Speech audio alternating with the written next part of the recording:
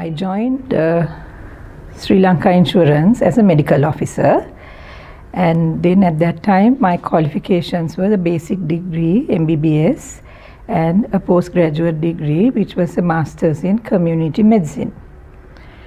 Then I started working at the SLIC Medical Center as looking after patients, and also I had to interact with other departments like the life department, workmen's compensation insurance department. Then I had to do third-party assessments for road traffic accident victims. Then I realized that the medical profession alone is not enough, that I had to know a little bit more details on insurance. So I ventured doing insurance exams, which led me to become an associate member of the Chartered Insurance Institute UK.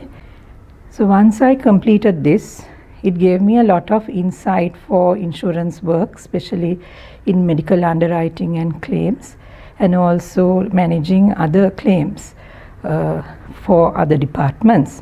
Getting the ACII helped me to get to the next step as the AGM Medical and also becoming DGM Medical. So what I say is how it helps in your career long vision is you've got to be qualified in whatever job that you're doing, and you have to understand your job properly. Then also you have to be committed, very honest in your work, and be very truthful to your company, and treat all your peers, your subordinates equally, and be very empathetic towards their problem.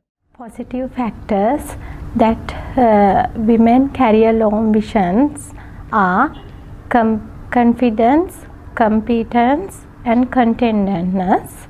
Additionally, women success is depend on ability to make difference, professional development, overcoming barriers, networking. When you start a career, you have to have a dream, a vision, so that you should think ultimately who you would be like to become, and what new skills you have to develop, and what inborn skills you have to improve. And you have to have a very mindful thoughts on your company's vision also. Having that in mind, with time you have to improve yourself, stay quite focused. I think it's better to have a role model as well, so that you can learn from him or her and follow him or her. So the most importantly, you have to accept changes throughout. Otherwise it will distract your focus and your vision will be blurred. You won't be able to reach your goals. I think irrespective of whether you are a man or a woman, the elements which require for you to progress your career would be same. So I think it's the simple economic theory where the demand is high and the supply is less. Of course the price goes high. So I think you have to try to be a unique person where you have multidisciplinary qualifications, experience and knowledge. So I think in my case, I have gained knowledge in both law and finance. So it has made me to be a commercial lawyer who would interpret the company law in the lights of the financial statements, where I have a good understanding on the P&L and the balance sheet. So I think it's all about being multidisciplinary, being uniqueness, and also hard working, dedication, commitments.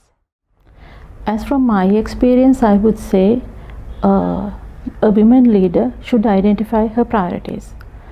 That is number one. Knowledge and growth, that is also another important factor. But most importantly, she should not give up at any time.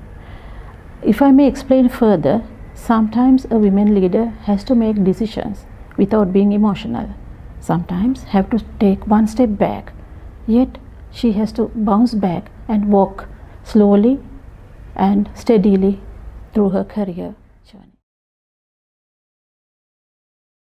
Now adversity can be of different natures, like it could be financial adversity, emotional adversity, physical adversity, mental, social, and conflicts among the different value systems. So how, as women, how we can address it? By being very professional in our conduct. We can also develop leadership qualities that will be unbiased and will be treating everybody equally as equal people without any discrimination of any religion, race, or of any difference. Then also we have to have good governance, honesty, then integrity, and develop a good value system among our employees. So if we do these habits and if we have our teams which are all motivated to work and with minimal conflicts in values, then we are able to minimize or overcome this adversity problem of different types of financial, emotional, social, so on.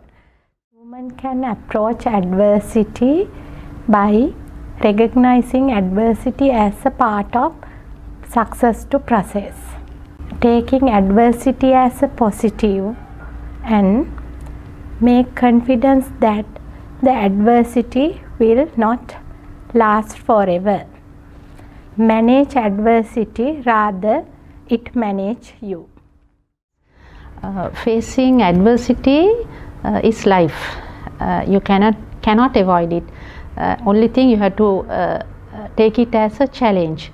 Especially women are considered the inferior gender, and so gender discrimination, other sorts of harassments at workplace, those are possible, or else you have to face a very difficult customer and you are not given your due recognition at workplace. So you have to face those adversities. The only thing is you have to be very strong. Normally women are considered emotional creatures, and but you have to improve your that nature and be strong in your mind and physically also. So that you have to, for that you have to have a time of your own where you, first of all, you have to love yourself, do what you like most, so that it makes you happy, so that you will regain the energy you spent and be very strong, so that you can overcome any adverse situation. And also you have to be very charm and attractive in your own way. People are attractive in many ways, maybe your smile, your way, the way you talk, the way you dress, the way you walk, whatever, improve your attractiveness so that you can manage people better. So in that manner, in that way, you can have a strong character and overcome any adverse situation. I think any woman or any man would encounter certain difficulties, obstacles in life, but I think especially being a woman, you have to articulate your position as a strong, knowledgeable and ethical woman, so that you should have the confidence to talk what you believe as right in any forum. So I think in my life, being a lawyer, I have the courage to tell my legal opinion in any forum, being a confident woman, so that nobody would challenge those decisions, though there may be like short-term hiccups, but I think in the long run you can sustain if you are a strong, knowledgeable and ethical woman. Well, it would be resilience, emotional intelligence, and most importantly, you have to be calm and reflect if you face any issues without being judgmental on the situation or about your colleagues. It is said failures are the pillars of strength. Sometimes you have to take critical decisions, and yet you can't be emotional. A women leader without being emotional is the most important factor. Now, diversity is when we have people having different ideas, different ethnic groups, different religions, different races and cultures. Now, these people who are working together have different talents, and they have strengths, they have weaknesses. So it is really good to have a diversity in your company. Diversity means many things: age, culture, race in a workplace. Diversity brings different perspectives of individual to the working environment. Diversity is because there are many types of people from many backgrounds. Diversity exists where there are different cultures, different races, maybe the age diversity is there, gender diversity is there, even from the geographical area where you come from. So diversity is there. Even with my experience, I have experienced diversity at my university life, again at Sri Lanka Insurance where I work. So there are gender diversity is there in our company, and cultural diversity. There are people with many religions. So it is something very attractive, and it's pleasant to work with a team, a diversified team.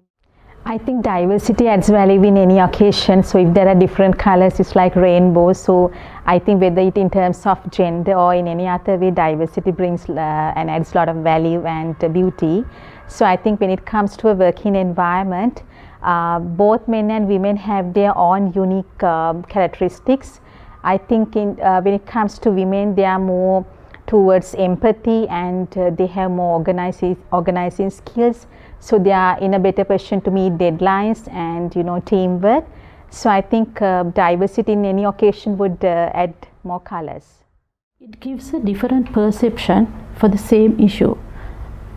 Especially women's view about a matter or an issue or any conflict is totally different, naturally different from men's view. So having a different views and resolve the matter with a collective decision is the beauty of the diversity. Work-life balance should be balanced according to your capacity. There is no specific line to demarcate work and life balance. But when you're a working woman balancing your life at home, you have to prioritize your work and work according to a schedule or a timetable. Then you must not waste your time unnecessarily doing things.